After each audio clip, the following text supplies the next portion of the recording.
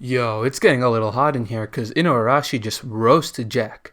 My oh my, the savagery is high this chapter. Hello friends, I'm the captain of the Oro Jackson and welcome to the Oro Jackson Review, a great place to hear about One Piece related theories, trivia, and everything in between.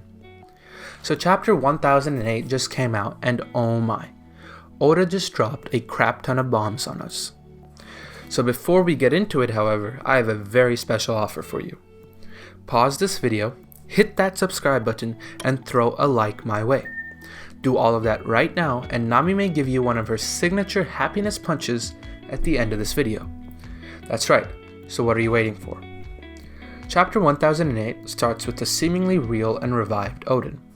I was actually really happy that Oda decided to clean this cliffhanger up right at the beginning of the chapter. I think we all knew that there was no way that this was actually Odin. Odin's death and storyline burned too deep a hole in our hearts, and the way Kinemon and Nekomamushi react shows us how much he's been missed, which is what makes Kanjuro's betrayal and his willingness to use Odin's memory to torture the scabbards all the more painful. So the big thing here was Ashura's death.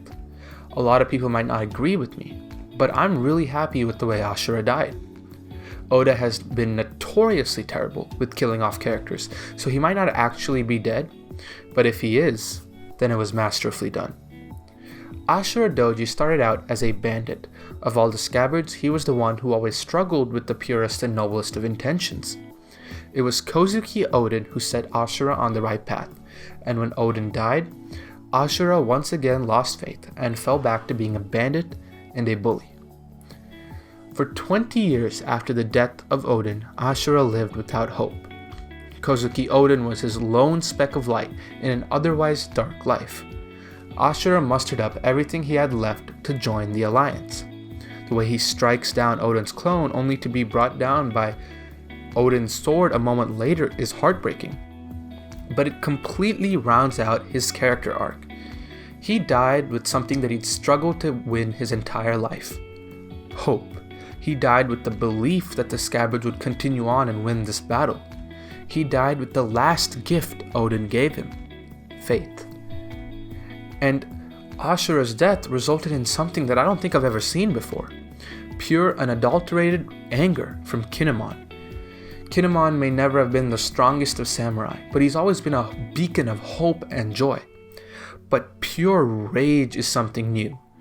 I really hope we get to see a Kanjuro vs Kinemon fight. A fight that will hopefully end the Kurozomi vs Kozuki conflict and bring the scabbards closer together as they prepare for a new Wano.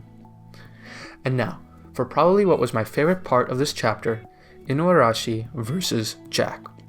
Like I said in my previous video, Jack vs Sanji wasn't going to happen. What I didn't expect, however, was Inurashi vs Jack. I thought that maybe it would be cat and dog versus Jack, but holy crap.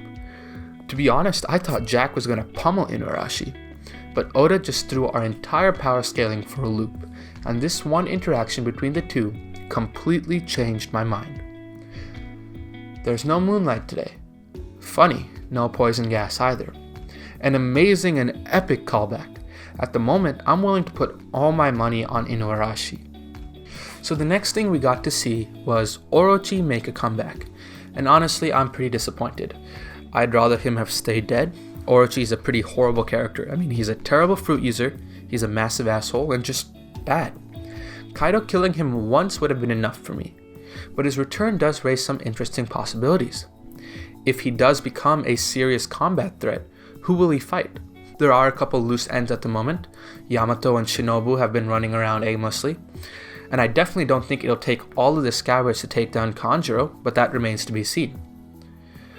Or, and this is just me throwing a theory out here, Zoro uses Ashura just to lob off all of Orochi's heads at once. That would be the weirdest way Oda could pull Kitorio back into the fold, but I'm a betting man, y'all all heard it here first. Zoro uses Ashura to behead Orochi.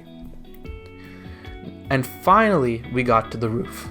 And I have to say, I'm happy to be here, but, Luffy is in one of the biggest fights of his life. But he is still acting like a complete hooligan. Even Kaido picks up on the fact that Luffy's eyes never lose their fire. And I don't know if it's stupidity, courage, or maybe a mix of both. And it's also nice to see that Oda is done putting the worst generation on display. Even Kid says that it's just hell to fight Big Mom and Kaido at once. I mean, to be fair, these are two Yonko, Emperors of the Sea, two of the strongest beings in the world. It is going to be tough. It has to be tough. Kaido was not going to be their punching bag forever. There's going to be more strategy involved now. There's going to be more power scaling. There's going to be a lot more of the things that we love from One Piece fights. And even Law, the habitual strategist, pointed out that they need to be separated. And he's right. I mean, this panel struck the fear of God through me. Big Mom just looks horrible right there. Kaido looks fearsome as always. Law is right. The supernova can't handle them together. And I'm probably not the only one who was disappointed with Kaido's hybrid form. I thought we were going to get like a Godzilla type vibe, and instead I want to say, I don't want to be too reductive, but we got more of a Finding Nemo type vibe. But we have to remember that this is Kaido, and this is Oda. Who knows what cards they have left to play. But I really like this last panel here. Luffy and Kaido, both smiling, both fearsome in their own way, both liking what they see in their opponent. I can't even imagine how epic this fight is going to be. And unfortunately, that was the end of the chapter, so that means it's the end of this video. There is no break next week, so more fun for us. To those of you who subscribed, I know I promised you a very special happiness punch from Nami. So, 1, 2, 3, here you go. That's right, you fool, serves you right. Be a perv on your own time. Again, thank you so much for watching.